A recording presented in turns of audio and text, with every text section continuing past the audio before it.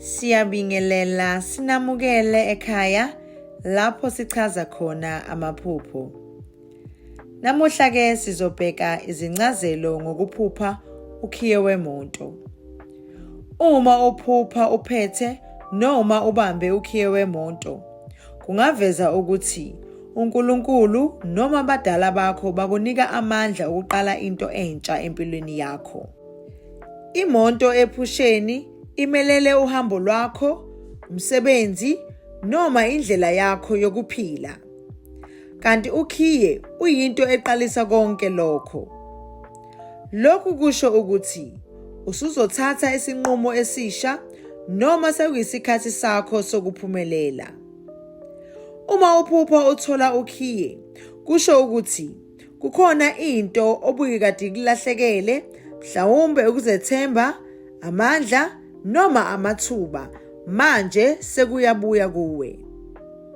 Kodwa ke, uma uphupha ulahlekelwe ukhiye, lokhu kungavela njengesixwayiso. Kungasho ukuthi ulahlekelwa ukulawula izinto, ukudideka noma ukubambezeleka empilweni. Kungaba isikhumbuzo sokuthi kumele ulungise izinto ngaphambi kokuba kube nzima. Uma uphupha uvula noma udumisa imoto ngokhiye, kungachaza ukuthi izinto ozithandazele noma ozikhulekele okanye ozilindele zizoqala ukusebenza. Kuyisibonakaliso sokuthi usuvulelwe amathuba amasha, impumelelo kanye nempilo entsha.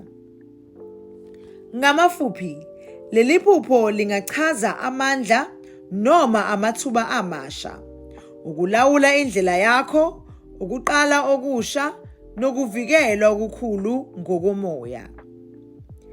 Siyabonga, nisale kahle.